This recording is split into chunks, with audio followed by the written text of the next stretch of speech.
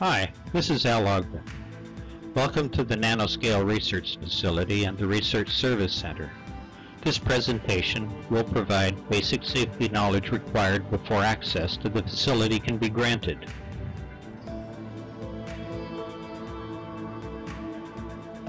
The purpose of this training is to introduce new customers of the facility to the operational procedures of the building with an emphasis on safety.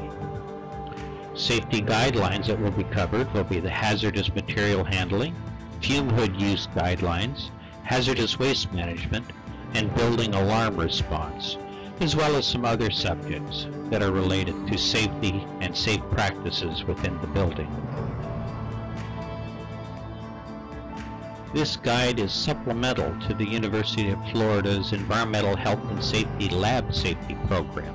It is your responsibility, with the guidance of your principal investigator, to read and conform to the EH&S UF Laboratory Safety Manual, located at the links provided on this page.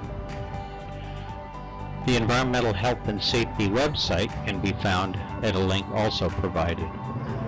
All UF EH&S training must be done before entering the RSC facilities.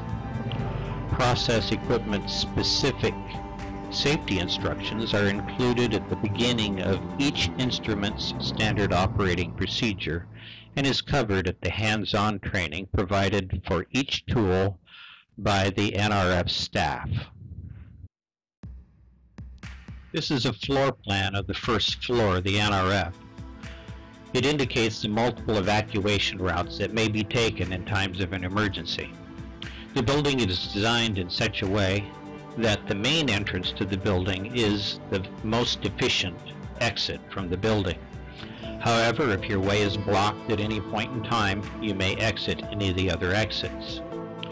For all evacuation routes, the building gathering point is on the outside of the main building steps, west side of the building. The service drive and parking lot is to remain free of evacuees in the event emergency vehicles need to gain access.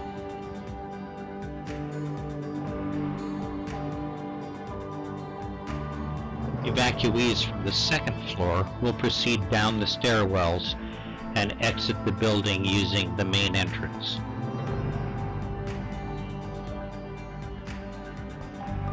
After you have evacuated from the building and gathered at the main entrance stairway, do not leave the area until everyone has been accounted for. If you have knowledge of the incident or any helpful information, please step forward and speak to one of the RFC staff members, a UPD officer, or an emergency responder. You can re-enter the building only when you hear an all clear message from a staff member or an emergency responder. The NRF building has fire and hazardous gas detection systems that are quite sophisticated. In general, there are flashing white strobe lights and voice speakers for audible enunciation of alarm conditions, fire or gas detection located in the hallways throughout the building. If you hear an alarm message over the speaker system and see white flashing strobes, immediately stop all activity and exit the building.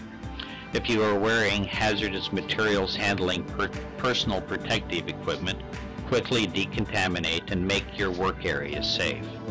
We will all gather outside the building at the main entrance stairway on the west side of the building for checkout. The NRF building was designed with separate air handling and exhaust systems for the clean room, isolating it from the rest of the building. If a gas leak is detected in the clean room, only the clean room and north service hallways are evacuated. The alarm message over the speaker system and the white flashing strobes will activate only in these areas. Each tool in the clean room using hazardous gas has orange strobes near the tool. These strobes will flash to alert you and all others in the tool area that a gas leak has been detected. If you are in the clean room or north service hallway, follow the procedures and evacuate the building. If you are in the office areas or other lab areas, You do not need to evacuate and continue working unless the building general alarms become active. There are also gas sensors located in the exhaust ductwork for each tool and gas cabinet. If gas is detected within the exhaust ductwork but not in the room itself, the tool will shut down and the orange strobes for that tool will start to flash. A warning message will sound over the speaker system to alert staff to the problem. The white strobe lights will not flash. You are not required to evacuate the area and may continue working. Periodically, the building staff will perform maintenance, calibration, and testing of the facility alarm systems. When these tests are in progress, the alarms may sound. Prior to any testing, building occupants will be notified that testing is in progress.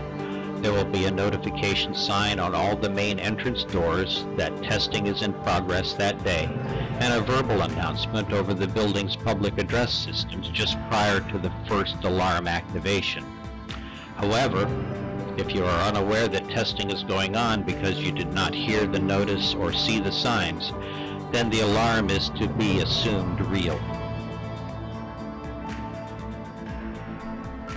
Always remember, if you see white strobe lights flash in the area of the building that you are working, immediately evacuate to the bottom of the stairs. If a room contains equipment used for handling hazardous material, sample preparation, or processes that may be a threat to your eyesight, then all occupants of that room must wear glasses. Imaging suites and instrumentation-only suites are exempt from these requirements, but safety eyewear is always prudent. Sandals, open-toed shoes, and open-heeled shoes are prohibited inside RSC labs that contain hazardous materials. The main lobby and hallways, offices, main conference rooms are exempt.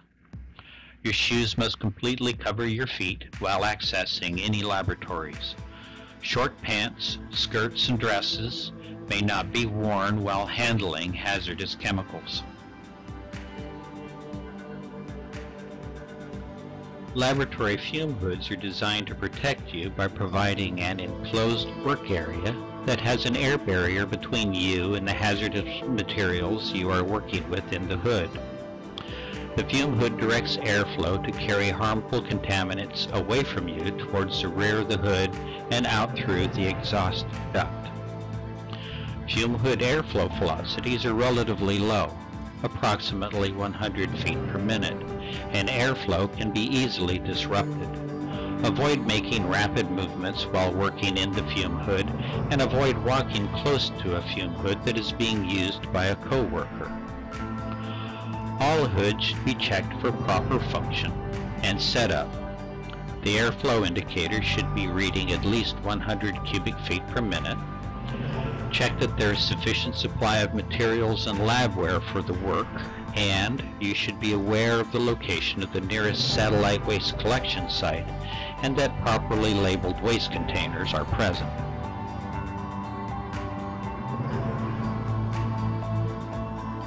Working with the sash at the proper height provides protection against the inhalation of hazardous vapors, chemical splashes and splatters, as well as fire and explosion. The sash should be opened only as far as necessary to access your work, and never more than the locking lever allows when there are active exposed hazardous materials in the hood.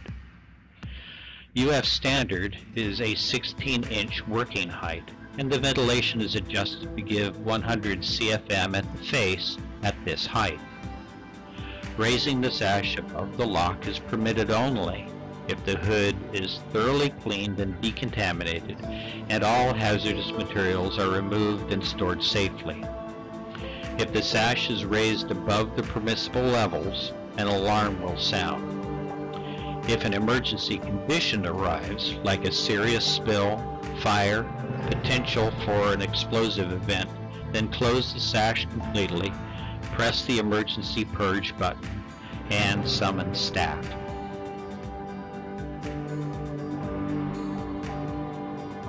Certain personal protective equipment will be required when handling strong acids and bases as well as other hazardous materials in the hood. The following list of PPE should be available in proximity to the hood. A long-sleeved vinyl apron, long orange chemical gloves, and a full face shield. Remember, the lack of PPE near the hood is not a license to use the hood without it. If the PPE is missing or worn, ask a staff member to replace it for you.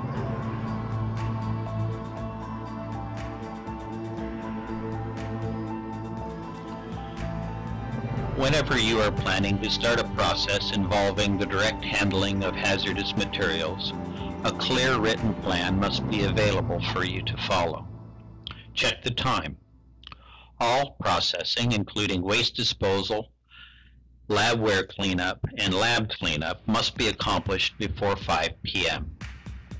Before hazardous materials are even removed from storage, users are required to completely fill out our process setup schematic documentation form. We often refer to this form as the pink processing paper. A stack of the forms is usually located somewhere near the processing area. The pink processing paper should have your name, date, time of usage, and your contact information.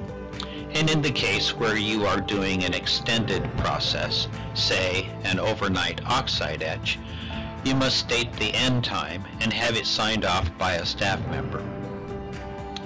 In the schematic section of the form, you should draw an accurate drawing of your experimental setup. This example is a drawing of the general acids bench in the clean room, indicating the location of the sinks, the labware containers in the processing area, properly labeled with the materials that they contain. The purpose of this form is to label your work area with the identity of the materials that you are using. The materials do not necessarily have to be hazardous. For instance, if you are soaking a sample in a beaker of deionized water over lunch and are going to walk away from the container, then a pink processing paper should be used to identify the materials on the benchtop.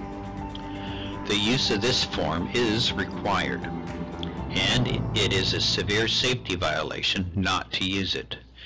This is particularly important in the case of a building evacuation, so that emergency responders can identify all materials that have been abandoned in the building during the evacuation. During the evacuation is not the time to fill out this form. It should be done prior to dispensing the hazardous materials. Another critical function of this paper is to identify the materials in a case where the user is not capable of identifying the materials verbally, like an injury or unconsciousness. Before you start your process, double check to make sure you have everything you need before you begin, like your samples, your notebooks, and other equipment you may need. Check that you have properly labeled waste containers available to you. If they are not present, you may make your own if you are in the clean room. If outside the clean room, contact a staff member to provide you with a properly labeled waste container. Check the fume hood for proper function and cleanliness. And always remember, here at the RSC, if you didn't clean it, it ain't clean. Also remember, you should never reach into an acid or base fume hood unless you are fully garbed in proper PPE. It is wise to divide your process into non-hazardous and hazardous phases and do all the non-hazardous work before you bring out the hazardous materials.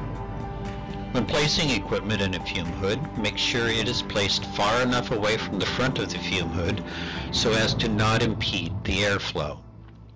If you have electrical equipment like a stirring unit or a hot plate, make sure you run the cord underneath the sash sill and plug it into the outlets located on the hood. All fume hoods outside the clean room require the use of secondary containment because of limitations in their design. Secondary containment consists of a tray, a bin, or a large tub that will hold all your labware and contents in case of an accidental release of the contents. This is to prevent it from getting into the drain at the back of the hood. When designing your experiment, you should limit the quantity of reagents you are using so as to limit the quantity of waste that you generate.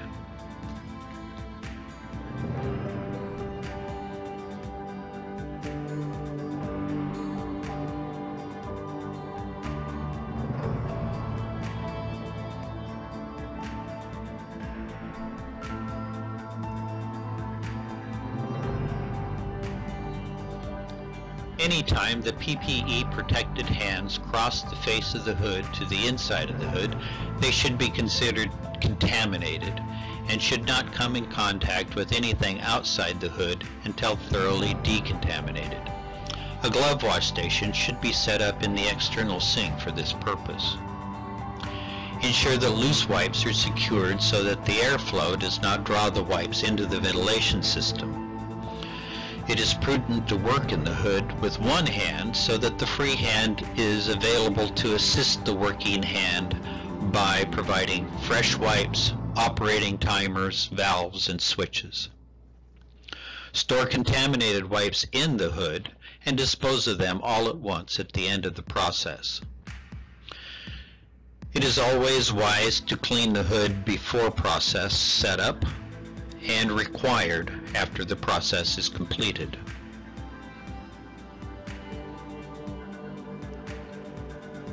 With respect to chemicals that users may wish to bring into the RSC, we are required to maintain an accurate inventory of all hazardous materials located in the building.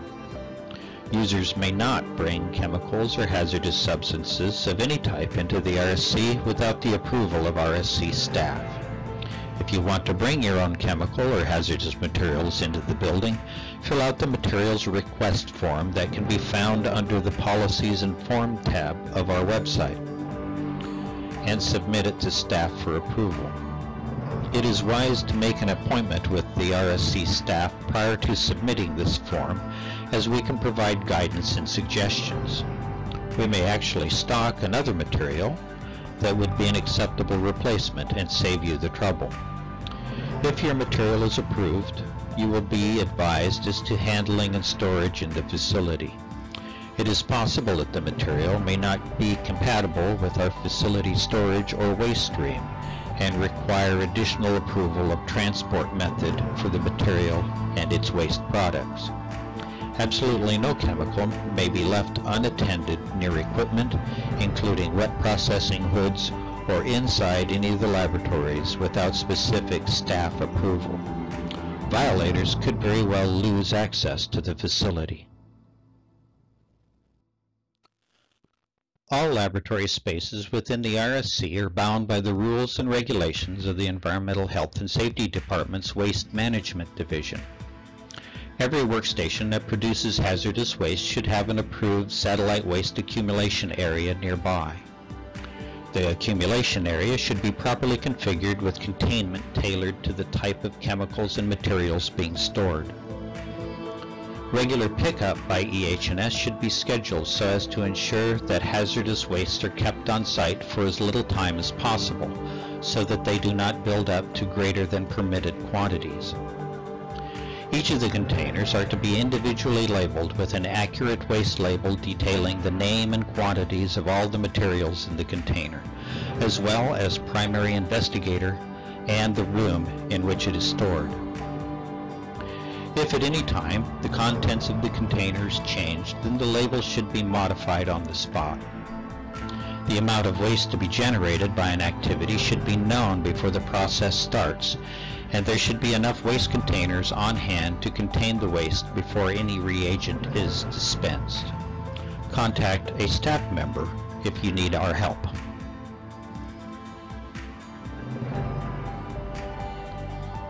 Bottles in the waste accumulation area should never be overfilled. A bottle is considered full when the liquid reaches the curve of the bottle. Overfilling a bottle is dangerous and can cause explosions and severe spills. Dry and solid waste containers should not be filled beyond capacity either.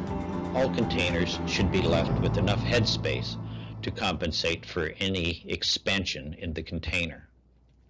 If you find that a container is overfilled, then report it to staff immediately. Never add additional waste to an overfilled container. Waste should be added to bottles in the hood and any drips cleaned off before it is returned to storage. Remember, a single drop of acid or base material outside a hood is considered a spill and should be reported to staff, as staff are the only ones that are allowed to clean up a spill.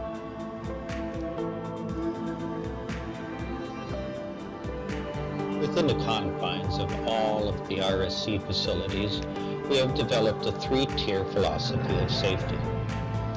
Our number one priority, of course, is everyone's personal safety. Many of our rules and restrictions are directly related to ensuring that everyone, researcher and staff, are safe. We have a large variety of visitors to the building from a wide range of backgrounds and experience levels. We have found that it is necessary that we have well-documented protocols for the safe use of our facilities. Secondarily, we find it necessary to monitor process safety issues as well as the daily activities within the facility. The RSC, by its very nature, is a multi-user, multidisciplinary facility. Because of the criticality of research and the oftentimes sensitive nature of the processes, many of our directives are directly related to protecting research from failure due to breaches in our protocols. One of the reasons we require a work plan is so staff can monitor what equipment is being used, how, and when, to better coordinate all of the users on instrumentation. A detailed work plan can assist staff in scheduling maintenance so that all the researchers using an instrument can have their processes protected from cross-contamination and damage from other activities. We also have to consider the sensitive nature of some research that is conducted in the building, as it is sometimes designated as restricted access. And finally, we must also consider protecting the facility itself. The NRF, as a building, is a highly automated and sophisticated building. Misuse and improper procedures can severely damage the facility and instrumentation. If you follow the standard operating procedures that we have developed for safety, hazardous response, and instrument operation, then you can be assured that you are working in the safest environment that we can provide for you. All visitors and occupants to our building are key participants in our safety design. If you see an unsafe situation of any kind, please report it to staff immediately.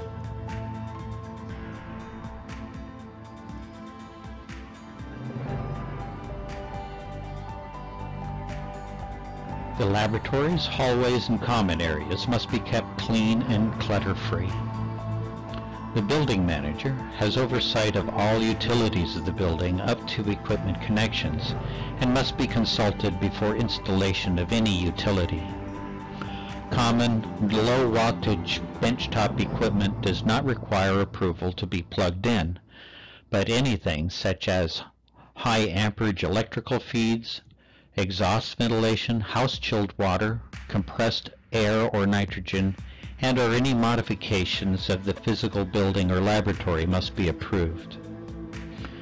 The NRF is a secure building and requires a key card, fob, to be issued and activated by the Campus Physical Security Division, and access granted to specific zones of the building by staff. Sharing, exchanging, or circumventing the security system is strictly forbidden. The building is equipped with a video surveillance system that monitors many areas of the building every hour of the day.